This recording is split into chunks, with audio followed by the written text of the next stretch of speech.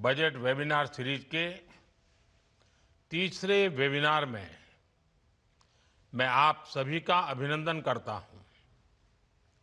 इससे पहले technology, reforms और इकोनॉमिक ग्रोथ जैसे अहम विषयों पर 2 वेबिनार हो चुके हैं।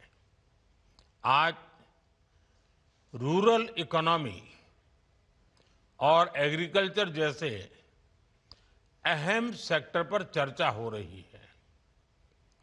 आप सभी ने बजट निर्माण में अपने मूल्यवान सुझावों से बहुत सहयोग दिया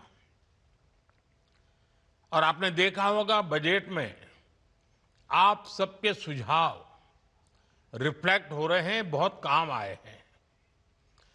लेकिन अब बजट आ चुका है। अब बजट के बाद उसके फुल पोटेंशियल का लाभ देश को मिले, इस दिशा में भी आपका अनुभव, आपके सुझाव और सरल तरीके से बजट का सर्वाधिक लोगों को लाभ हो, बजट का पाई पाई पैसा जिस हेतु से दिया गया है उसको परिपूर्ण कैसे करें, जल्द से जल्द कैसे करें, आपके सुझाव ये वेबिनार के लिए बहुत अहम है। साथियों, आप सभी जानते हैं कृषि, एग्रीकल्चर, विश्वकर्मा, ये सब हमारी अर्थव्यवस्था का मुख्य आधार है। एग्रीकल्चर भारत की लॉन्ग टर्म डेवलपमेंट जर्नी का स्ट्रेटेजिक पिलर भी है और इसी सोच के साथ हमारी सरकार ने कृषि सेक्टर को लगातार मजबूत किया है। करीब 10 करोड़ किसानों को 4 लाख करोड़ रुपए से अधिक की पीएम किसान सम्मान निधि मिली है। एमएसपी में हुए रिफॉर्म से अब किसानों को 1.5 गुना तक रिटर्न मिल रहा है। इंस्टीट्यूशनल क्रेडिट कवरेज 75% से अधिक हो चुका है। पीएम फसल बीमा योजना के तहत लगभग 2 लाख करोड़ रुपए के क्लेम सेटल किए गए हैं। ऐसे अनेक प्रयासों से किसानों का रिस्क बहुत कम हुआ है और उन्हें एक बेसिक इकोनॉमिक सिक्योरिटी मिली है। इससे कृषि क्षेत्र का आत्मविश्वास भी बढ़ा है। आज खाद्यान्न और दालों से लेकर तिलहन तक देश रिकॉर्ड उत्पादन कर रहा है। लेकिन अब जब 21वीं सदी का दूसरा क्वार्टर शुरू हो चुका है, 25 साल बीत चुके हैं, तब कृषि क्षेत्र को नई ऊर्जा से भरना भी उतना ही आवश्यक है। इस साल के बजट में इस दिशा में नए प्रयास हुए हैं। मुझे विश्वास है इस वेबिनार में आप सभी के बीच हुई चर्चा, इससे निकले सुझाव बजट प्रावधानों को जल्द से जल्द जमीन पर उतारने में मदद करेंगे। साथियों, आज दुनिया के बाजार खुल रहे हैं, ग्लोबल डिमांड बदल रही है। इस वेबिनार में अपनी खेती को एक्सपोर्ट ओरिएंटेड बनाने पर भी ज्यादा से ज्यादा चर्चा आवश्यक है। हमारे पास डाइवर्स क्लाइमेट है, हमें इसका पूरा फायदा उठाना है। एग्रो क्लाइमेटिक जोन उस विषय में हम बहुत समृद्ध हैं। इस साल का बजट इन सब बातों के लिए अनगिनत नए अवसर देने वाला बजट है। प्रोडक्टिविटी बढ़ाने की दिशा तय करता है और एक्सपोर्ट स्ट्रेंथ को बढ़ावा देता है। बजट में हमने हाई वैल्यू एग्रीकल्चर पर फोकस किया है। नारियल, काजू, कोको, चंदन ऐसे उत्पादों के रीजनल स्पेसिफिक प्रमोशन की बात कही है।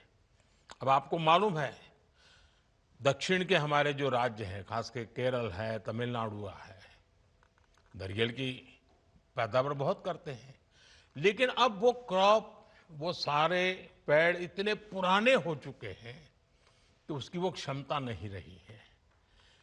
केरल के किसानों को अतिरिक्त लाभ हो, तमिलनाडु के किसानों को अतिरिक्त लाभ हो, इसलिए इस बार कोकोनट पर एक विशेष बल दिया गया है, जिसका फायदा आने वाले दिनों में हमारे इन किसानों को मिलेगा। साथियों, नॉर्थ ईस्ट की तरफ देखें, अगरवुड बहुत कम लोगों को मालूम है। ये अगरबत्ती शब्द है ना, वो अगरवुड से आया हुआ है। अब हिमालयन राज्यों में टेम्परेट नट क्रॉप्स और इन्हें बढ़ावा देने का प्रस्ताव बजट में रखा गया है। जब एक्सपोर्ट ओरिएंटेड प्रोडक्शन बढ़ेगा तो ग्रामीण क्षेत्रों में प्रोसेसिंग और वैल्यू एडिशन के जरिए रोजगार सृजन होगा।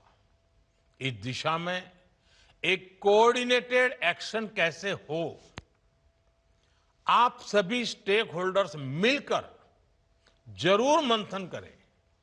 अगर हम मिलकर हाई वैल्यू एग्रीकल्चर को स्केल करते हैं तो ये एग्रीकल्चर को ग्लोबली कॉम्पिटिटिव सेक्टर में बदल सकता है।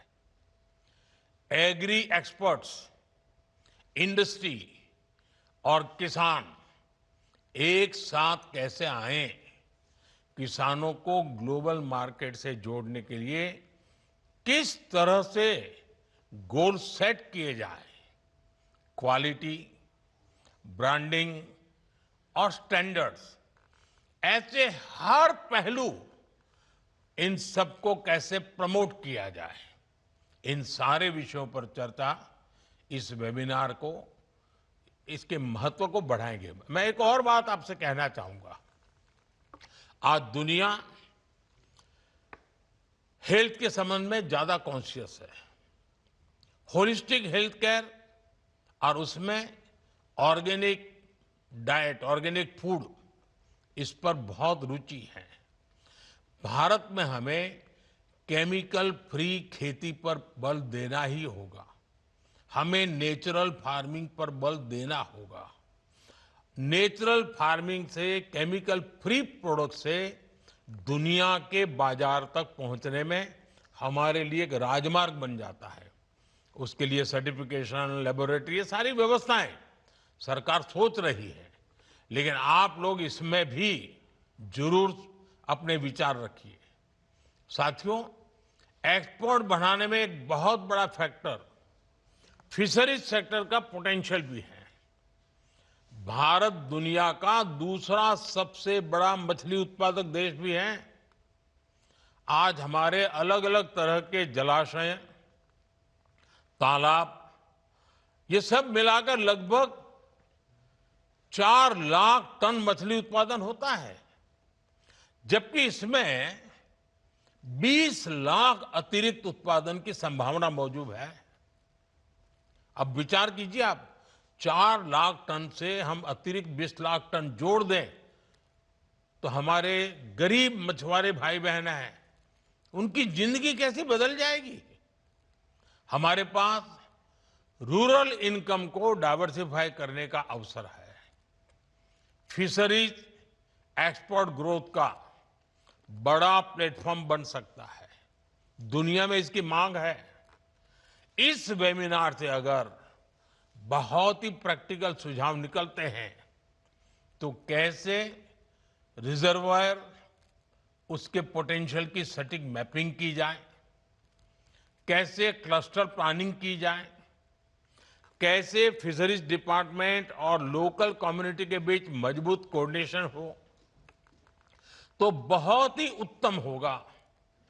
Hatchery, feed, processing, branding, export, उसके लिए आवश्यक लॉजिस्टिक, हर स्तर पर हमें नए बिजनेस मॉडल विकसित करने ही होंगे। ये रूरल प्रॉस्पेरिटी, ग्रामीण समृद्धि के लिए वहां की high value high impact factor के रूप में परिवर्तित करने का एक अवसर है हमारे लिए। और इस दिशा में भी हम सबको मिलकर काम करना है। और आप आज जो मंथन करेंगे उसके लिए, उस कार्य के लिए रास्ता बनेगा। साथियों, पशुपालन सेक्टर ग्रामीण इकोनॉमी का हाई ग्रोथ पिलर है। भारत आज दुनिया का सबसे बड़ा मिल्क प्रोड्यूसर है। एग्स प्रोडक्शन में हम दूसरे स्थान पर हैं। हमें इसे और आगे ले जाने के लिए ब्रीडिंग क्वालिटी, डिजीज प्रिवेंशन और साइंटिफिक मैनेजमेंट पर फोकस करना होगा। एक और अहम विषय पशुधन के स्वास्थ्य का भी है। मैं जब वन अर्थ वन हेल्थ की बात करता हूं तो उसमें पौधा हो या पशु, सबके स्वास्थ्य की बात शामिल है। भारत अब वैक्सीन उत्पादन में आत्मनिर्भर है। फूट एंड माउथ डिजीज, उससे पशुओं को बचाने के लिए 125 करोड़ से अधिक डोज पशुओं को लगाई जा चुकी है।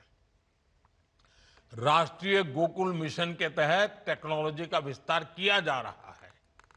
हमारी सरकार में अब पशुपालन क्षेत्र के किसानों को किसान क्रेडिट कार्ड का भी लाभ मिल रहा है। निजी निवेश को प्रोत्साहित करने के लिए animal husbandry infrastructure development fund की शुरुआत भी की गई है।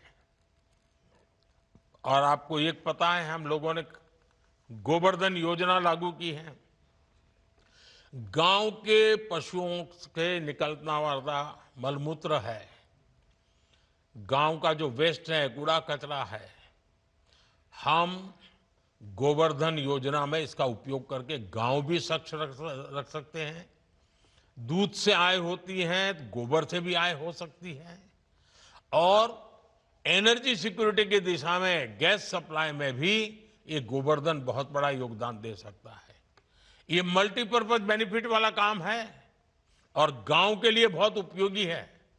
मैं चाहूंगा कि हर सभी राज्य सरकारें इसको प्राथमिकता दे, उसको आगे बढ़ाएं।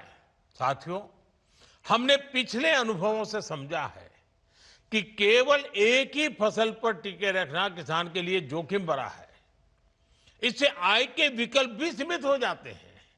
इसलिए हम क्रॉप डाइवर्सिफिकेशन पर फोकस कर रहे हैं।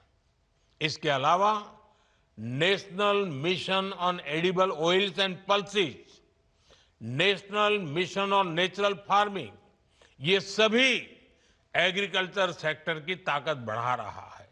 साथियों, आप भी जानते हैं एग्रीकल्चर स्टेट सब्जेक्ट है। राज्यों का भी एक बड़ा एग्रीकल्चर बजट होता है।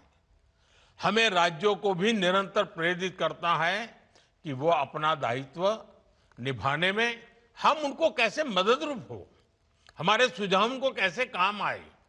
राज्य का भी एक एक पैसा जो गांव के लिए, किसान के लिए तय हुआ है, वो सही उपयोग हो। हमें बजट प्रावधानों को जिला स्तर तक मजबूत करना होगा, तभी नई पॉलिसीज का ज्यादा से ज्यादा फायदा उठाया जा सकता है। साथियों, ये टेक्नोलॉजी की सदी है और सरकार का बहुत जोर एग्रीकल्चर में टेक्नोलॉजी कल्चर लाने पर भी है। आज ई नेम के माध्यम से मार्केट एक्सेस का डेमोक्रेटाइजेशन हुआ है। सरकार एग्रीस्टेक के जरिए, एग्रीकल्चर के जरिए डिजिटल पब्लिक इंफ्रास्ट्रक्चर विकसित कर रही है। इसके तहत डिजिटल पहचान यानी किसान आईडी बनाई जा रही है। अब तक लगभग 9 करोड़ किसानों की किसान आईडी बन चुकी है और लगभग 30 करोड़ भूमि पार्सलों का डिजिटल सर्वे किया गया है। भारत विस्तार जैसे एआई आधारित प्लेटफॉर्म रिसर्च इंस्टीट्यूशंस और किसानों के बीच की दूरी कम कर रहे हैं। लेकिन साथियों, टेक्नोलॉजी तभी परिणाम देती है जब सिस्टम उसे अपनाए, संस्थाएं उसे इंटीग्रेट करें और एंटरप्रेन्योर्स उस पर इनोवेशन खड़ा करें। इस वेबिनार में आपको इससे जुड़े सुझावों को मजबूती से सामने लाना होगा। हम टेक्नोलॉजी को कैसे सही तरीके से इंटीग्रेट करें, इस दिशा में इस वेबिनार से निकले सुझावों की बहुत बड़ी भूमिका होगी। साथियों, हमारी सरकार ग्रामीण समृद्धि के निर्माण के लिए प्रतिबद्ध है। प्रधानमंत्री आवास योजना, स्वामित्व योजना, पीएम ग्रामीण सड़क योजना, स्वयं सहायता समूहों को आर्थिक मदद, इसने रूरल इकोनॉमी को निरंतर मजबूत किया है। लखपति दीदी अभियान की सफलता की भी हमें नई ऊंचाई देनी है। अभी तक गांव की 3 करोड़ महिलाओं को लखपति दीदी बनाने में हम सफलता हो चुके हैं। अब 2029 तक, 2029 तक 3 करोड़ में और 3 करोड़ जोड़ना है और 3 करोड़ और लखपति दीदियां बनाने का लक्ष्य तय किया गया है। ये लक्ष्य और तेजी से कैसे प्राप्त किया जाए, इसे लेकर भी आपके सुझाव महत्वपूर्ण होंगे। साथियों, देश में स्टोरेज का बहुत बड़ा अभियान चल रहा है। लाखों गोदाम बनाए जा रहे हैं। स्टोरेज के अलावा agri entrepreneurs processing, supply chain, agri tech, agri fintech, export, इन सब में इनोवेशन और निवेश बढ़ाना आज समय की मांग है। मुझे विश्वास है आज जो आप मंथन करेंगे उससे निकले अमृत से ग्रामीण अर्थव्यवस्था को नई ऊर्जा मिलेगी। आप सबको इस वेबिनार के लिए मेरी बहुत बहुत शुभकामनाएं हैं और मुझे पूरा विश्वास है कि जमीन से जुड़े हुए विचार, जड़ों से जुड़े हुए विचार इस बजट को सफल बनाने के लिए, गांव-गांव तक पहुंचाने के लिए बहुत काम आएंगे। आपको बहुत बहुत शुभकामनाएं, बहुत बहुत धन्यवाद। नमस्कार।